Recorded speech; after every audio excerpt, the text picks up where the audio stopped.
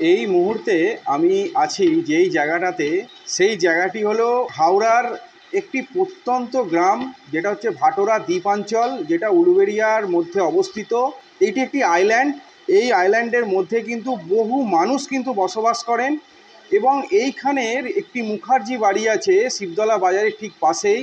সেই শিবতলা বাজারের পাশে মুখার্জি বাড়িতে কিন্তু আজ থেকে 400 থেকে 450 বছর ধরে এই মুখার্জি বাড়িতে কিন্তু মা দুর্গা দেবী রূপে পূজিত হয়ে আসছেন বহু বছর ধরে।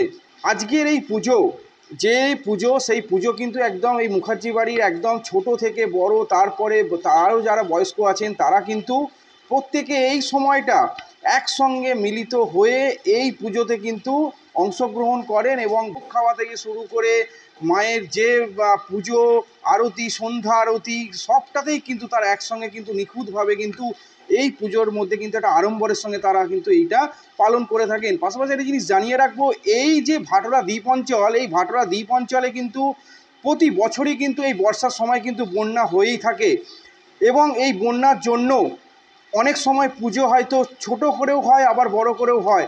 তবে মুখার্জি বাড়ির কিন্তু মনে কিন্তু প্রতি বছরই একটা সংশয় থাকে, এই না বন্যা হয়ে যায়।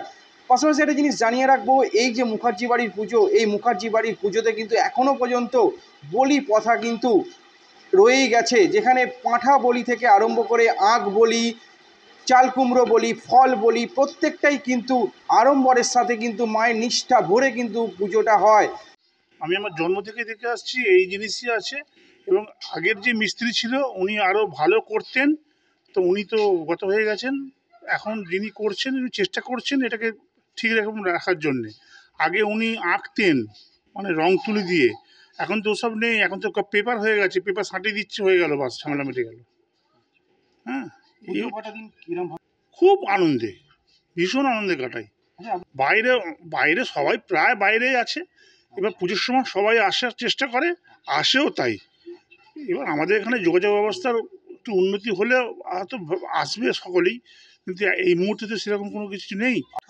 ইয়ে হয়, আড়ম্বর হয় মোটামুটি। আমাদের তখন যেরকম ইয়ে ছিল, তোমার আমাদের ওপরে যারা ছিল তারা আমাদের সঙ্গে ছিল, শ্বশুরমশাই, শ্বশুরের দাদা বাবারা ছিলেন, তারা শুধু সবাই এখানে সমাগম হতো, প্রচুর লোকে আত্মীয় স্বজন যেত।